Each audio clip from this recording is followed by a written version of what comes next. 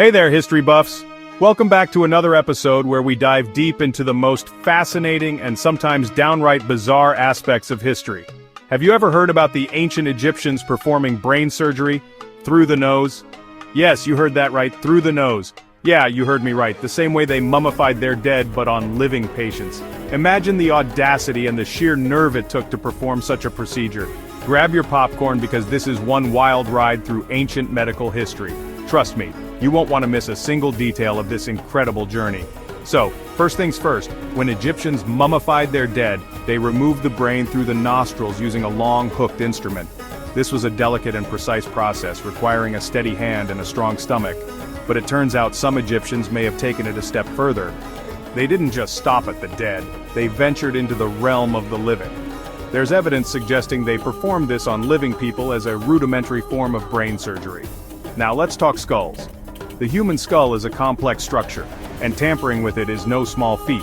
Archaeologists have found several ancient Egyptian skulls with signs of trepanation. That's drilling holes in the head, folks. This wasn't just a random act, it was a calculated medical procedure. This wasn't some random act of violence, it suggests they were attempting brain surgery. The precision and care involved indicate a level of medical knowledge that is truly astonishing. Why? Possibly to relieve severe headaches or even mental illness. Imagine suffering from a debilitating headache and the only solution is to have a hole drilled into your skull. And here's where it gets really interesting. The Ebers Papyrus, an ancient Egyptian medical text, describes treatments for head wounds, even mentioning the brain. This text is one of the oldest medical documents known to man. This shows they had some understanding of brain anatomy. They knew enough to attempt to treat injuries and ailments related to the brain. They weren't just guessing, they had a method to their madness.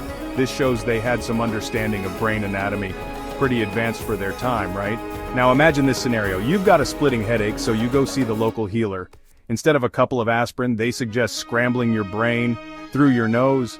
The thought alone is enough to make anyone cringe. Instead of a couple of aspirin, they suggest scrambling your brain through your nose. And here's the kicker. They might have sedated you with opium beforehand. Opium was known and used in ancient Egypt, and it's likely they used it to dull the pain of such a gruesome procedure.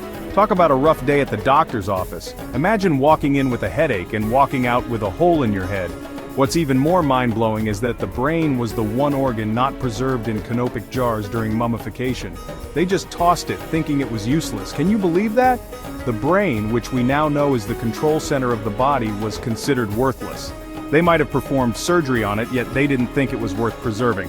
The irony is almost too much to handle, so there you have it. A glimpse into one of the most bizarre and unsettling practices of ancient Egypt. Brain surgery through the nose while still alive with a side of opium. Ancient Egyptians were way ahead of their time, but also kind of terrifying. Thanks for tuning in. Don't forget to like, subscribe, and hit that bell icon for more mind-bending history facts. See you next time.